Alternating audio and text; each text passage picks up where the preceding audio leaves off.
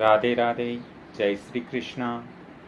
ओम वास्तुक्षाय नमो नमः। ओम वास्तुदेवाय नमो नमः।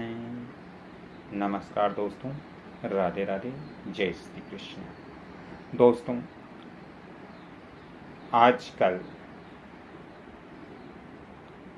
वास्तुशास्त्र नियम के अनुसार हम अपना घर बना रहे हैं, लेकिन कुछ जो मित्र हैं उनके मकान वास्तु अनुसार नहीं होते हैं, तो वो बहुत चिंतित तो होते हैं।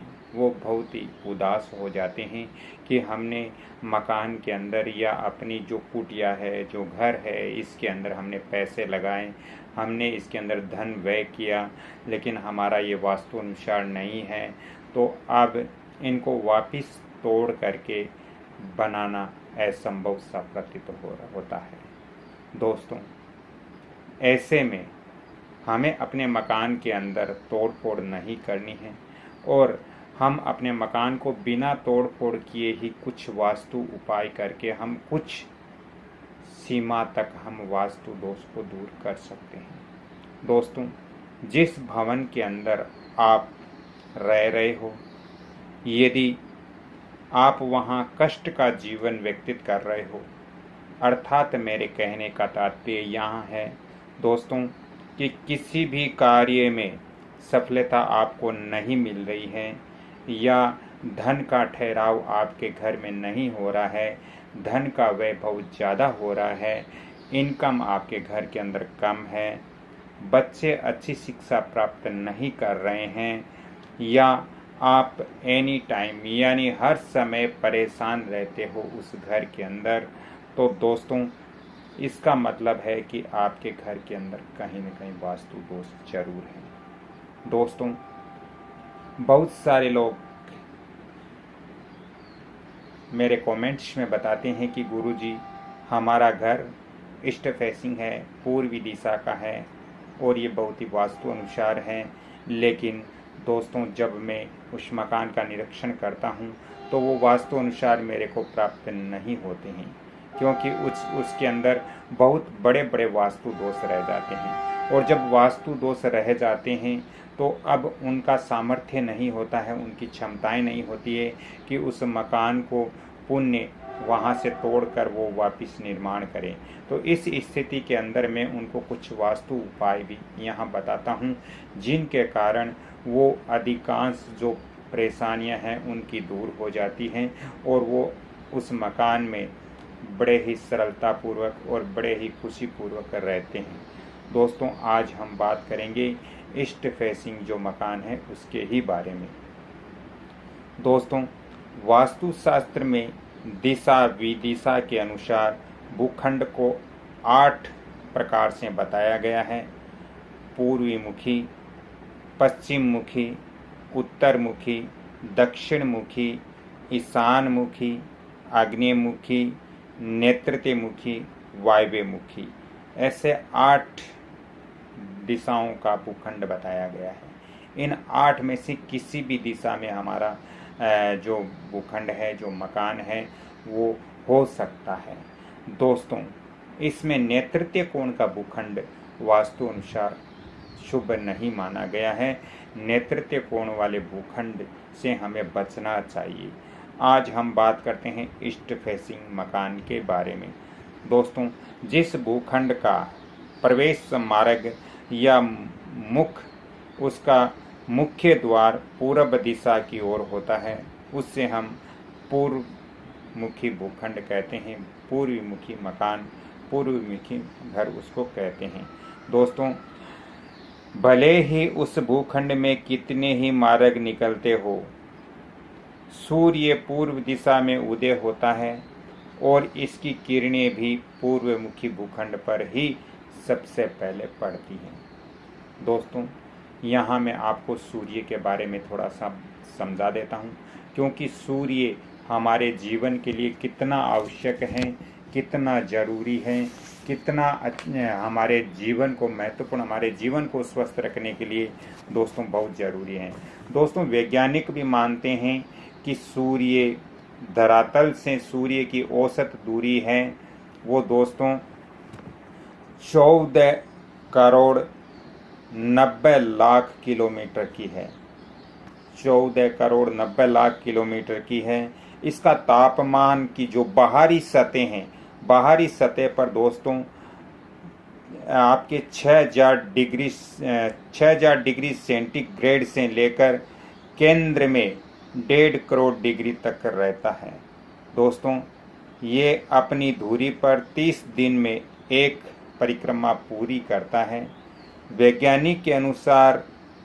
वैज्ञानिकों ने अनुमान लगाया है कि ऊर्जा के इतने बड़े भंडार में अभी 30 अरब वर्ष तक प्रकाश बांटने की क्षमता सूर्य के अंदर शेष बची हुई है। दोस्तों आकार इतना बड़ा है कि हमारी जो पृथ्वी है, जो हमारी धरती है, पृथ्वी के समान 13 लाख गोले अपने अंदर समा सकता है। इतना बड़ा सूर्य का आकार है कि हमारी जो धरती है, ऐसी धरती का जो गोला है, इसके 13 लाख गोले हो तो भी सूर्य अपने अंदर समा सकता है।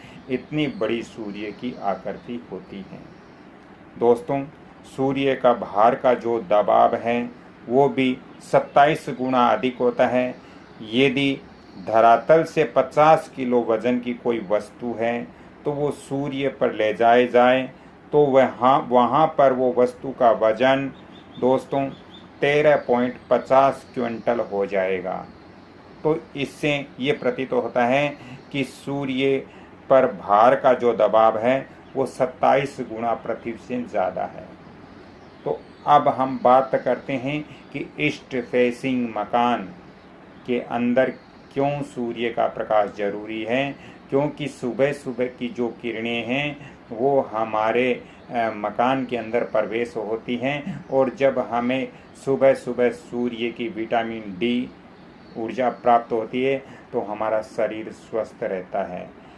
दोस्तों हम अपने घर के अंदर जल की भी व्यवस्था करते हैं, जैसे नल, ट्यूबवेल इत्यादि जो लगाते हैं, वो भी हमें अपने घर के ईशान और पूरब की ओर थोड़ा बढ़ते हुए हमें लगाना चाहिए।